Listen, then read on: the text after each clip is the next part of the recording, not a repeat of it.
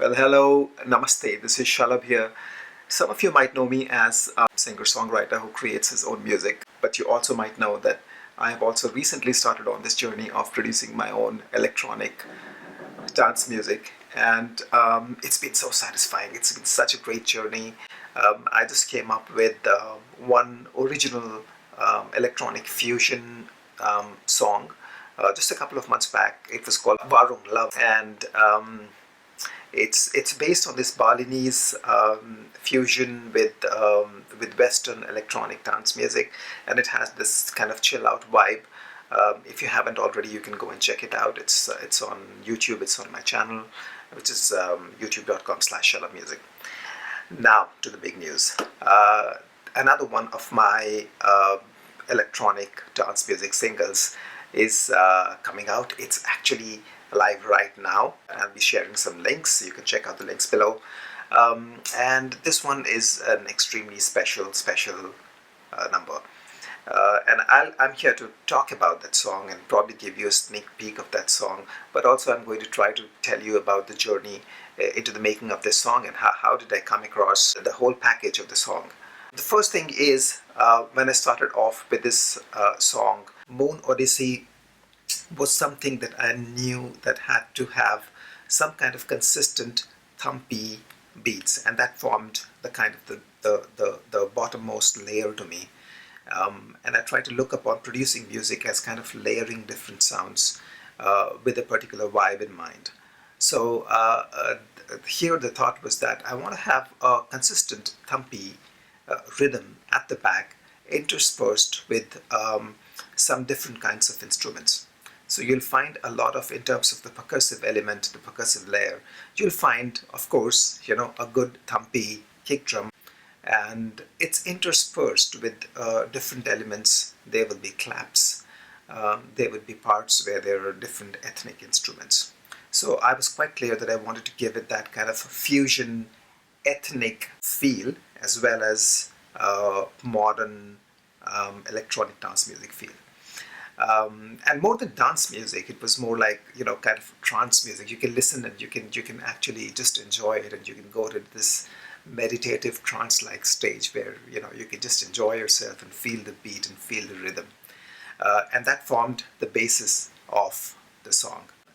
Apart from that, a few of you who know me know that I am very big into melodies. This song has no lyrical vocal elements, so the melody had to play a great important part. So I played this melody that will form the center stage for the entire song, that cool vibe. When I wrote that, I was quite sure that I don't want to make it like a happy song, and at the same time I didn't want to make it a sad minor song as well. So once that happened, once the thought came into my mind, I said I have to try to find something around the harmonic minor scale rather than the natural minor scale, and let me see how it sounds. I wanted something which is melancholic. I wanted something that's not too sad, but also not, it's not too pumpy, not too happy. I played it on the G harmonic minor scale. Now, the color of a harmonic minor is, at least the kind of notes that I came up with, shown through in this song. They were kind of melancholic, and it's amazing what one note's difference can make. The difference between a natural minor and a harmonic minor is just that one note, which is the major seventh, or the natural seventh. So a natural minor can have a flat third, a flat sixth, and a flat seventh, and a harmonic minor has a flat third and a flat sixth, but major seven, or the natural seven. And I just played around with this, and there was a melody that kind of struck to me, and I built the whole bass around that melody. And the sound that we were going in for was this.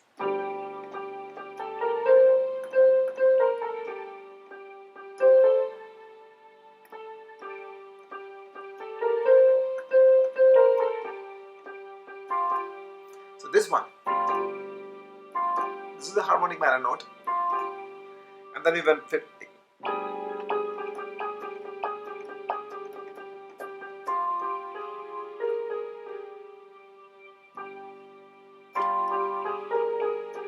This was the sound where we had the ethnic vocals,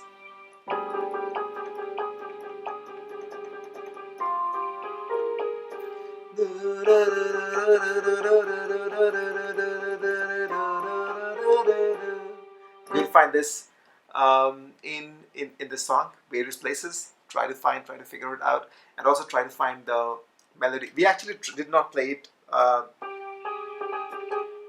in a high place. We actually played it in a very low.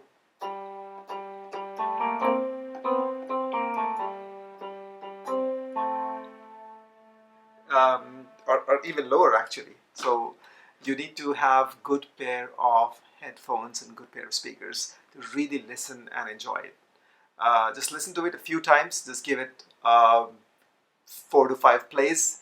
Just get into the vibe and let me know how you found it. The other thing was that melody, I did not choose an instrument which was high pitched. I actually took it down, and that melody has got this whole swirly kind of vibe, a swirly kind of sound, and I kind of loved it. I took up that melody and I added in a very bassy sound to the keyboard, and then I took the guitar and dispersed the melody with some guitar elements.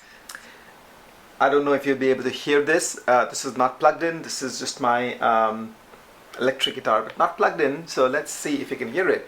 And this is the kind of small lick that I made that will give the feeling of the like swirliness, and I've kind of interspersed it with different effects in different parts of the song.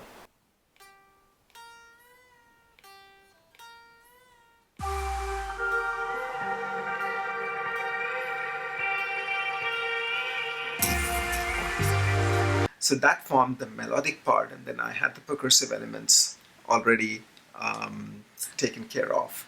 In the percussive elements, I actually took some ethnic Indian instruments. There's this instrument called the mridangam.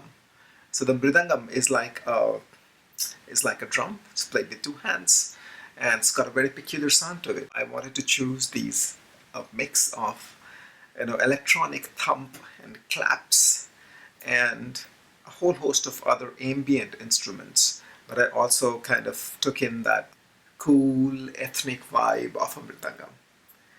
Now, with all the things into place, another thing that I was very clear about was I wanted to use Indian classical vocals and Indian classical, Carnatic classical vocals. That I was pretty sure. I wanted to have vocal riffs in here. I had a friend of mine who I performed with some time back, and she was doing this Carnatic classical number, and I really loved it. That was maybe a couple of years back. And I was doing a folk song there, just an acoustic guitar and a folk song. And I said, look, I think I'm going to use the Carnatic classicals in some songs that I come up with. And at that point of time, I had a rock song in mind that's been there for me forever. Now that did not happen, but for this song, I said, she's perfect. The lady is Lavanya Sampath. And I called her and I said, hey Lavanya, you want to do something on this? And she said, yes, sure. And I gave her the track. And with the brief being that, let us try to do some vocal riffs that are around this theme that we have. And there will be these elements. I want these kind of moods. So let us work on a few vocal riffs. And she came back with a couple of vocal riffs, and I said, let's try to do a little bit more. And we just took a few takes, and I just really loved a few of those ones, and I just took it in, and I cut and chopped it, and then I used it into various places in the song, and that has come out really wonderful. That's been this just a real the way I wanted the vocals to come out with. The vocals are really, really great in that. And when you hear it, you'll know how. The way I've produced them is, obviously, apart from the other things that we do with vocals, I also try to pan them into both these speakers so that, you can actually, when you're putting on your headphones and hearing it, you'll hear the vocals coming in from both the sides, hitting you from both the sides. So I've layered the vocals one on top of the other. One goes into the left channel, one goes onto the right channel, and you'll find delays and all kinds of things happening, and you'll find the voice swirling in your head, and that has come out really, really well. So those are the kind of the vocal parts, and I think the whole song has come up together quite nicely. Listen to them. These are the kind of elements that we kind of work with. It's so wonderful and satisfying to just hear something that you have created out of thin air. You know, there's nothing that's existing. You know, you just think of a creative concept, and then you try to deliver it creatively, and you try to bring it together in a way that works well for everyone.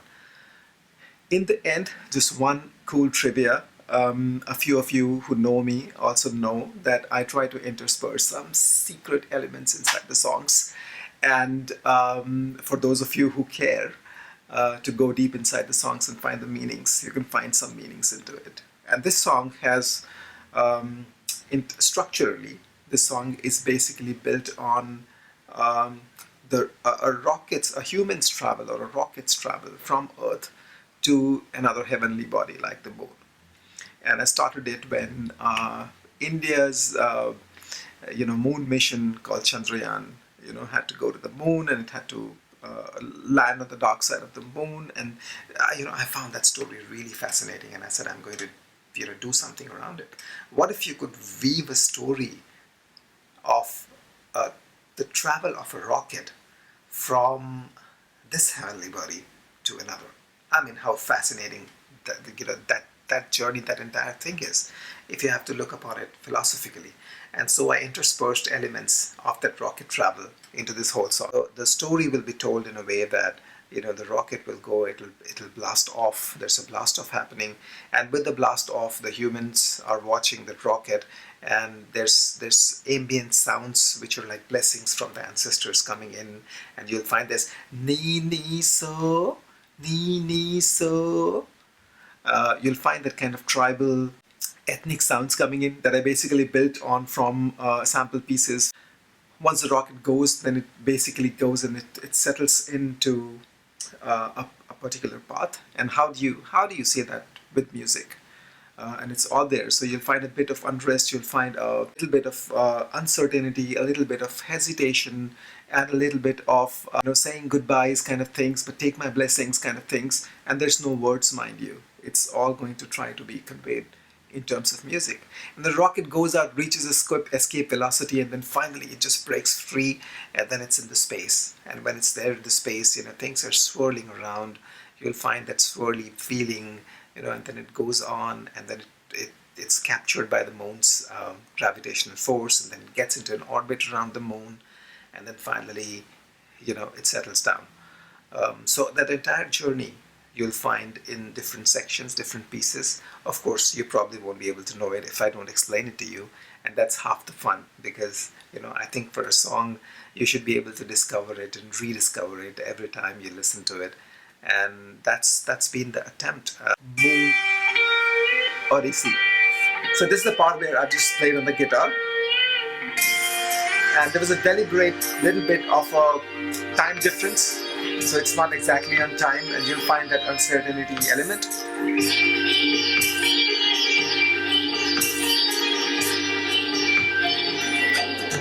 This is the mridangam.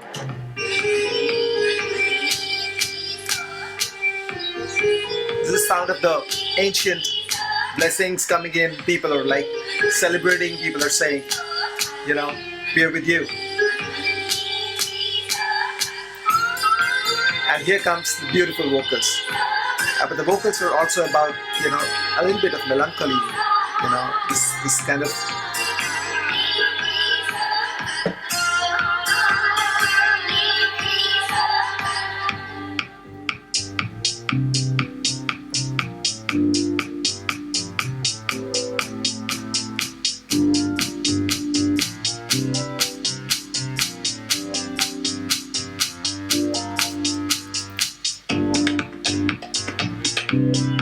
So you'll find that mix of the beat.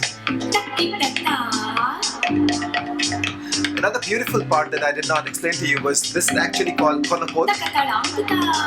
This is konokol. This is like a bowl.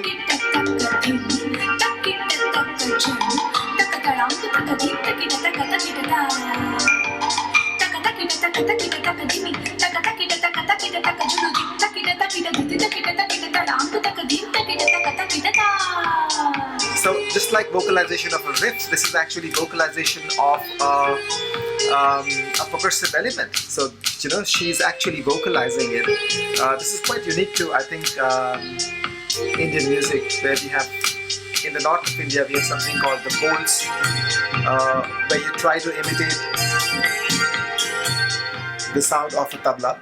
And from a Carnatic music perspective, from a South Indian music perspective, we have the same thing called kannapols, which are basically vocalization of percussive riffs.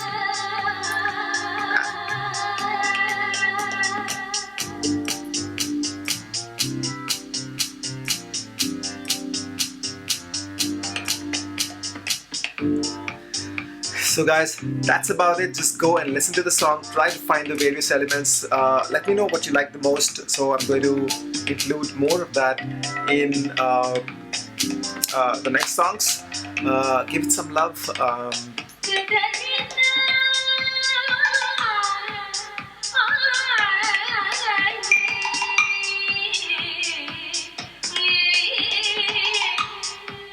You have to listen it on headphones, you have to listen it on good speakers, you have to listen on good monitors, and then you're going to love it.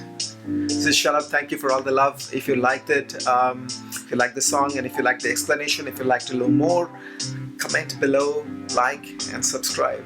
There's more where that came from.